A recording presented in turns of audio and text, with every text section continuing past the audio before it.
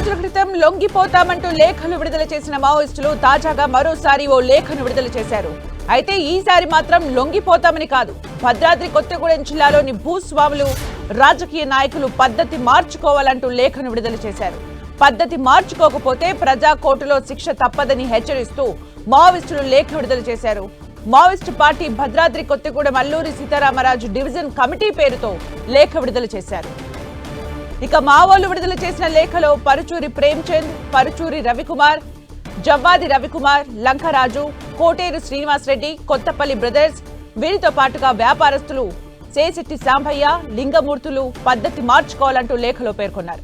ఇక కాంగ్రెస్ నాయకులు నల్లపు దుర్గాప్రసాద్, ఔరు విజయభాస్కర్ రెడ్డి, ఇందులో బ్రదర్స్ భూస్వాములకు, పెత్తందారులకు వంత పాడుతున్నారని మావోయిస్టులు తమ లేఖలో పేర్కొన్నారు. ఇన్ఫార్మర్లు భూస్వాములకు, పెత్తందారుల కనుసన్నల్లో పనిచేస్తున్నారని, వారికి ప్రజా కోర్టులో శిక్ష తప్పదని హెచ్చరించారు. మావోయిస్టులు విడుదల చేసిన లేఖతో భూస్వాములు, రాజకీయ నాయకుల్లో కాస్త గుబులు మొదలైంది.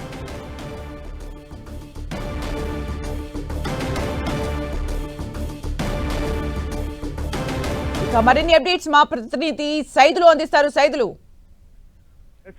భద్రాద్రి కొత్తగూడెం జిల్లా చెర్ల మండల కేంద్రంలో మావోయిస్టుల లేఖ ఇప్పుడు కలకలం రేపుతుంది. భూస్వాములు, అదేవిధంగా రాజకీయ పార్టీలు, అధికార పార్టీకి సంబంధించిన నేతలు, కొద్దిమంది మీడియా సోదరులపై కూడా మావోయిస్టులు తమదైన శైలిలో లేఖ విడుదల చేశారు. కావాలనే తమను ఇబ్బంది పెట్టేందుకు ప్రయత్నాలు చేస్తున్నారు, భూస్వాములకు అంటగాగుతూ ప్రజలను ఇబ్బందుల పాలు చేస్తున్నారంటూ కూడా పేర్లతో సహా కూడా మావోయిస్టులు లేఖ విడుదల చేశారు. దీంతో ఒక్కసారిగా చెర్ల మండలంలో కలకలం రేపుతుంది. ఎందుకంటే ఇప్పటి వరకు చూసుకున్నట్లయితే చాలా కీలకమైనటువంటి నేతలకు సంబంధించినటువంటి అంశాలకు మాత్రమే ప్రస్తావిస్తూ నేతలను టార్గెట్ చేస్తూ లేఖ విడుదల చేస్తారు. కానీ ఇక్కడ మాత్రం మావోయిస్టులు మాత్రం కేవలం చెర్ల మండలానికి సంబంధించినటువంటి, అదేవిధంగా భద్రాచల పట్టణానికి సంబంధించిన కాంగ్రెస్ పార్టీ నాయకుల పేర్లను ప్రస్తావిస్తూ ఆ లేఖలో కూడా హెచ్చరికలు జారీ చేశారు. జాగ్రత్తగా ఉండాలంటూ హెచ్చరికలు చేశారు. లేదంటే ప్రజా కోర్టులో శిక్ష అనుభవించక తప్పదంటూ కూడా ఆ లేఖలో హెచ్చరికలు జారీ చేసిన పరిస్థితి ఉంది. దీంతో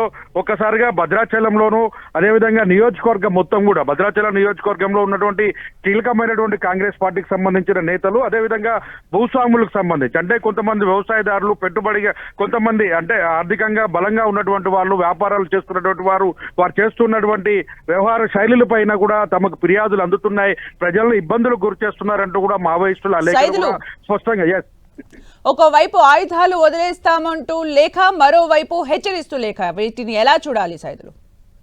మనం చూడొచ్చు. ఎందుకంటే ఒకవైపు మావోయిస్టులు తమ లేఖలో కూడా స్పష్టంగా ఆయుధాలను వదిలివేసి చర్చలకు సిద్ధమంటూ కూడా హోంమంత్రి అమిత్ షాతోనూ, అదేవిధంగా ప్రధాని మోడీకి కూడా తమ లేఖను కూడా అఫీషియల్ గా అభయ్ పేరుతో లేఖ విడుదల చేసిన ఘటన మనం చూసాం. ఇప్పుడు అదేవిధంగా చెర్లకు సంబంధించిన నేతలకు సంబంధించి కూడా వాళ్ళ హెచ్చరికలు జారీ చేస్తూ ప్రజా కోర్టులో శిక్ష తప్పదంటూ కూడా లేఖ విడుదల, ఈ రెండింటి మధ్య కూడా క్వైట్ డిఫరెంట్ ఉంది అని కూడా చెప్పుకోవచ్చు. ఎందుకంటే ఆ లేఖ కూడా స్పష్టత లేదు. ఆ లేఖ విడుదలైన తర్వాత కూడా పలు అనుమానాలు కూడా వ్యక్తమైనాయి. ఎందుకంటే మావోయిస్టులకు సంబంధించి అభయ్ ఫోటోతో సహా కూడా లేఖ విడుదల చేసిన నేపథ్యం. ఇప్పుడు చూస్తే కేవలం చెర్ల మండలానికి సంబంధించి కావచ్చు, అదేవిధంగా కాంగ్రెస్ పార్టీకి సంబంధించిన నేతలకు సంబంధించి కావచ్చు, వీరందరూ కూడా ప్రజా కోర్టులో శిక్ష తప్పదంటూ హెచ్చరికలు జారీ చేయడం అనేది కొంత ఆందోళనకరమైన విషయం. ఎందుకంటే గతంలో మనం చూసాం, చెర్ల మండలానికి సంబంధించినటువంటి ఒక ఎంపీటీసీ కూడా ప్రజా కోర్టులో శిక్ష విధించి ఆయన పదునాయన ఆయుధాలతో కూడా హత్య చేసిన ఘటన మనం చూసాం. ఇప్పుడు ఈ విధంగా కాంగ్రెస్ పార్టీకి సంబంధించిన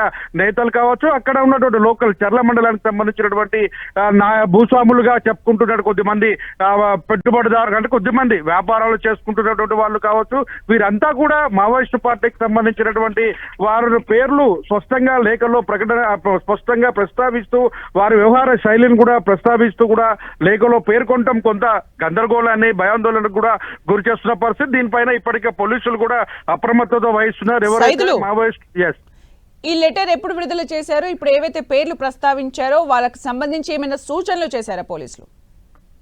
నిన్న రాత్రి ఈ లేఖకు సంబంధించి కూడా అధికారికంగా చెర్ల మండలానికి సంబంధించిన పలువురుకు లేఖ విడుదల చేశారు. పలు ఖాళీ ప్రదేశాల్లోనూ చెట్ల అంటే రద్దీగా ఉండే ప్రాంతంలో కూడా మావోయిస్టులు ఆ లేఖను రిలీజ్ చేసి వెళ్ళినటువంటి సందర్భం ఉంది. అయితే ఈ లేఖ ఉదయం కొచ్చటాలకే మొత్తం చర్చకు దారితీసిన పరిస్థితి. కొద్దిమంది ఎమ్మటే ఈ విషయం తెలుసుకొని ఆ లేఖను తీసుకెళ్లి కూడా స్థానిక పోలీసులకు కూడా సమాచారం అందించారు. పోలీసులు కూడా ఇప్పటికే ఆ లేఖకు సంబంధించి కూడా ఇది నిజంగా మావోయిస్టులు వేసినటువంటి లేఖేనా, లేకపోతే ఎవరైనా ఎవరైనా మావోయిస్టుల పేరుతో వేసినటువంటి లేఖన అని కూడా పరిశీలన చేస్తున్నారు. ఏదేమైనప్పుడు కూడా మావోయిస్టులు ప్రస్తావించినటువంటి కాంగ్రెస్ పార్టీకి సంబంధించినటువంటి వ్యక్తులు కావచ్చు, మీడియాకి సంబంధించినటువంటి వ్యక్తులు కావచ్చు, ఇతర భూస్వాములుగా చెప్తున్నటువంటి మావోయిస్టులు చెప్తున్నటువంటి వ్యక్తులైనా ఎవరైనా కూడా పోలీసులు అనుమతి లేకుండా ఎక్కడ కూడా ప్రయాణం చేయడానికి కానీ పర్యటించొద్దని కూడా హెచ్చరికలు జారీ చేసిన పరిస్థితి. దీనికి సంబంధించిన దాంట్లో పూర్తి విచారణ కొనసాగుతుంది. ఇప్పటికే భద్రాచలం సంబంధించిన అడిషనల్ ఎస్పీ కూడా పర్యవేక్షణ కొనసాగుతుంది.